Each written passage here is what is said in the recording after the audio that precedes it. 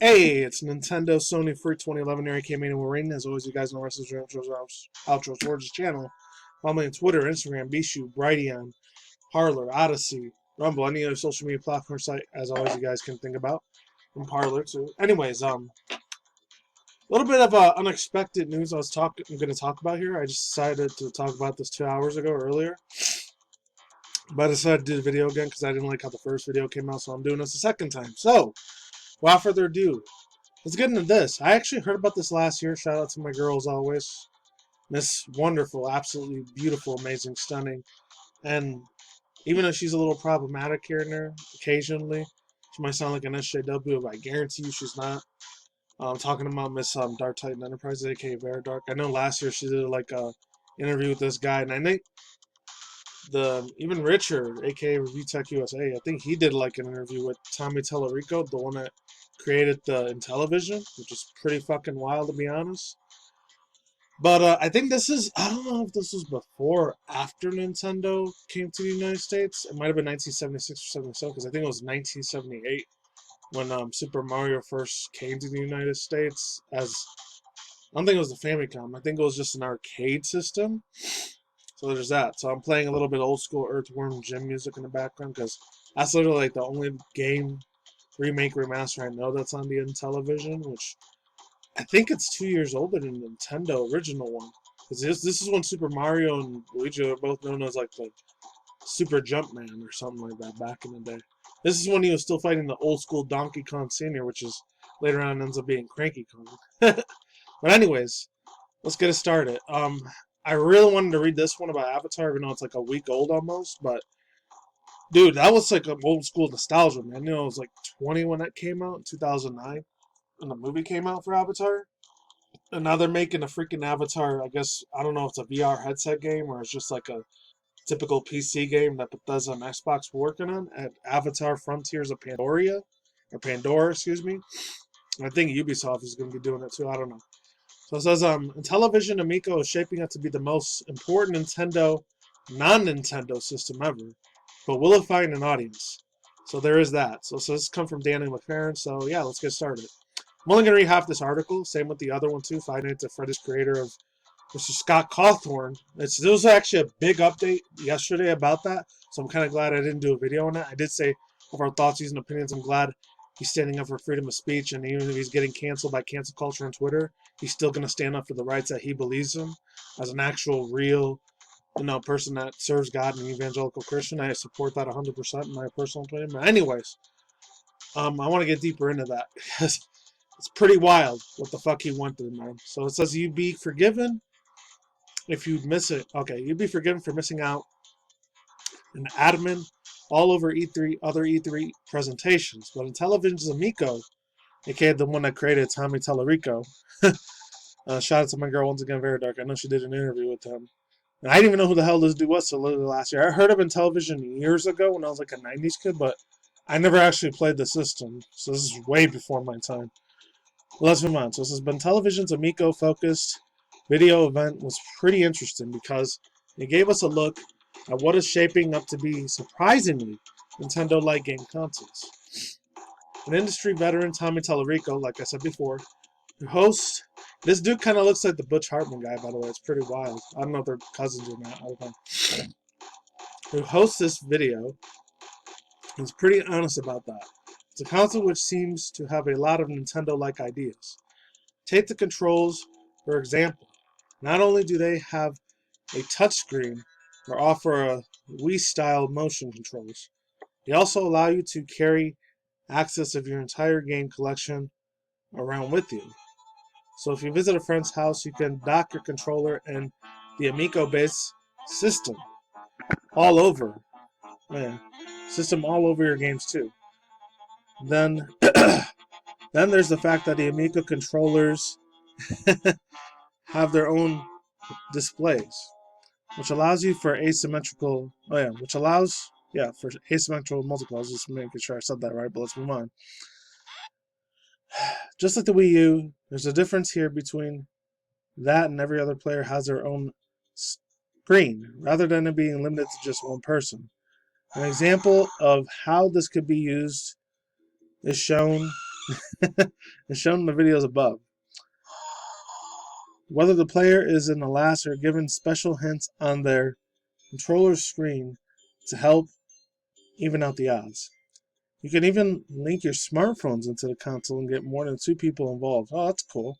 So if you wish, as Telerico points out, focus on the Amico's local multiplayer and recreating the thrill of getting a room full of people involved rather than playing with some strangers thousands of miles away. Of course, there says that, but that's kind of like the norm nowadays, unfortunately. Especially last year with the pandemic shit that went down. Pretty wild stuff.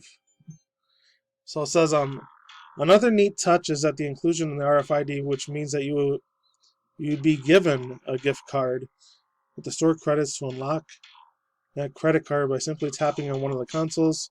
Much easier than having type in a code off the back of a scratch card. Oh, that's old school 80s, 90s shit there, but let's move on. The system also offers an LED light show, aka something we worry about that could become annoying after a while, will support both digital and physical game releases. There's even an achievement system built into the Amico and will result into a physical reward, such as an official certificate. You can get the highest score in a particular game in a certain month. Oh, okay. That's pretty badass. It's just like with whenever you finish the Pokemon's Pokedex or whatever, and you're done with that, you get that certificate of authenticity in the game, of course. It'd be cool if it was real life, but whatever.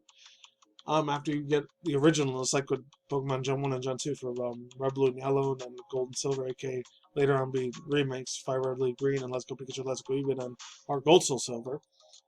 I don't know if they're ever going to do Let's Go freaking Johto. If they do, hopefully it sticks up to the original one. But yeah, overall thoughts, views, and opinions. This is a pretty decently good idea. I completely missed this thing completely. I had no idea that the freaking Intellivision Amico was getting presented at E3, which it's funny because I think last year I heard about Tommy Tellerico talking about Very Dark when they did the interview last year that he was going to show it at E3 presentation, but of course the COVID-19 fake boogeyman virus happened, so sadly they couldn't do it last year. So I guess they waited to this year to do it. So let's get on to the second one. I'm not sure if I'm going to be able to freaking do this or not. So let's do it. So it says, Five Nights at Freddy's creator Scott Cawthon is retiring after facing backlash donation. This comes from Business Insider. There was another one on Daily Wire I was going to read there. This comes from Sarah Jackson from June 17th, the other day. So very, very, extremely super recent news here. So it says FNAF, aka Five Nights at Freddy's creator Scott Cawthon, unfortunately is retiring after facing backlash due to Republican politics, including former president, the Orange Man himself, Mr. Trump. So it says, quote, I've had a blessing, fulfilling, rich career with the game developers, said Thursday on his website. Says, quote, I tried to make some good games, let the debate ensue, and what I witnessed, my creation of possibly one of the most creative and talented fan bases on the planet, which is crazy because this is like 2013 back in the day when it came out, not that long ago. It feels like back in the day because it's like in my mid-20s when this shit was a thing. It was like 24, 25. So this shit was extremely super popular. So you got people like Jacksepticeye, fucking Markiplier, PewDiePie, all the old school people that were working at Creature Hub. I remember this one chick, Cupquick. I think she played it a bunch. Okay, Tiffany Garcia.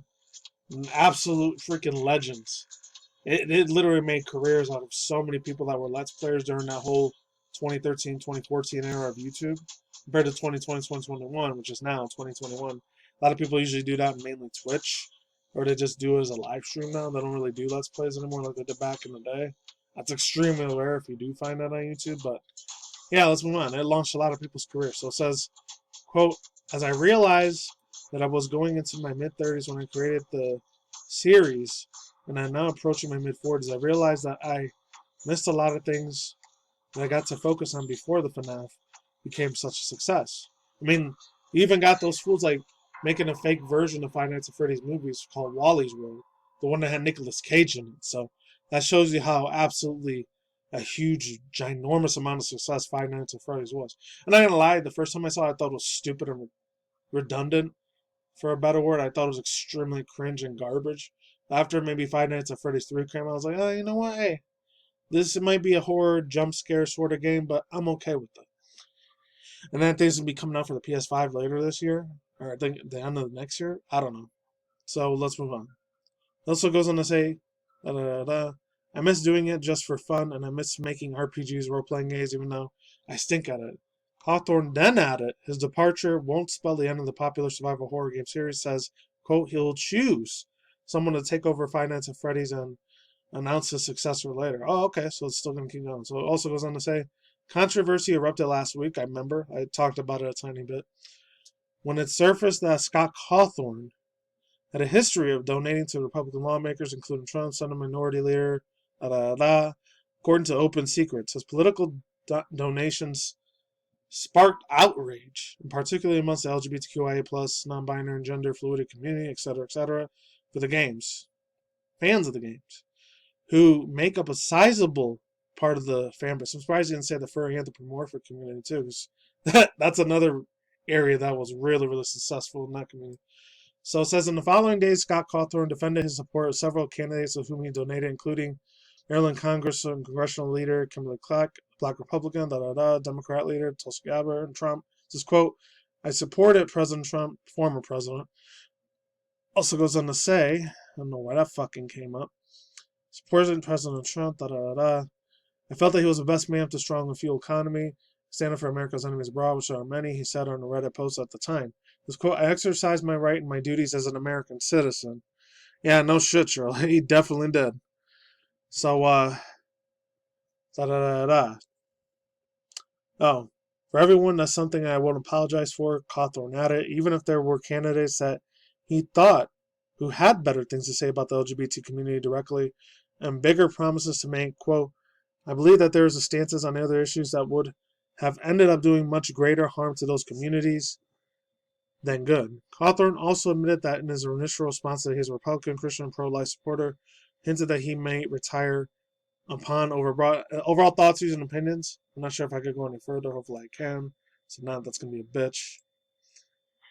Oh, there was more. So it says, I've always had love in this community. I'll always have loved and will continue to love this community and the fan base, even if someday it doesn't include me anymore. I continue to. If I get canceled, then I get canceled. I don't know why I fucking did that again. It says, if I get canceled, I get canceled. Yeah, obviously. Because he definitely got canceled hardcore. He ended up just getting canceled himself. All right. He says, I don't do this for money anymore. I do it because I enjoy people. Oh, yeah. I do it because I enjoy it. If people think I'm doing more harm than good, then maybe it's better if I get canceled entirely. We'll accept that. Having a fulfilling career. Yeah, overall thoughts, views, and opinions. I'm glad Scott Cawthon, he's calling these mother effers out like left and right. I'm glad he's shitting all over the haters, thank God. I mean, this dude made $160 million plus off the franchise. This guy is going to be set for the rest of his life. So he's Gucci as fuck, man. He doesn't have to worry about anybody, any troll piece of garbage has to say trying to get him canceled. He's good. Scott Cawthon, I know you're never going to listen to this, but you freaking exercise your right as a real American citizen. That's great. A free American citizen, even though, granted, I don't agree with the whole Democrat, Republican, liberal thing, because I think that's, to me personally, that's an illusion, to be honest. And the last little bit of news, I'm not going to be able to do natural, so real quick. So it says Nickelodeon is featuring a drag queen for the LGBTQIA Pride Month. This is from real quick, fastcheck.com. So it says on viral social media posts that Nickelodeon shares this record. This is like not that long ago. Oh shit, 2 days ago. And I know they did something about it on Blues Clues. I'm not going to talk about it. This comes from Matt Walsh. It says, do you want to know why the concerns of evolution of culture? Nickelodeon put out 2 other videos in a week over a drag pushing pride on children. And still, most conservative parents will allow their children to watch on social networks. That's why we lose. This is what this person, Matt Walsh, said. I didn't say it. They did. I'm not going to be able to read this whole thing. I'll read half of it. So it says, the claim is correct. The children's TV show created an original song for Pride Month Tunnel, the meaning of Pride. The song is performed by a drag named Nina West. The stage name is of Andrew Levitt, who rose to fame during the drag TV series RuPaul's Drag Race. The video of Levitt has been shared by Nickelodeon and the company's YouTube channel, Instagram, and TikTok. Levitt also made an appearance on Blue's Clues and promotion of Pride Month awareness. Yeah, overall thoughts, views, and opinions. You already know as much as they could do whatever the hell they want, LGBTQI plus community, because it's Pride Month, especially in June. I don't care what they do, but if they start harming kids, that's messed up. That's all I got to say.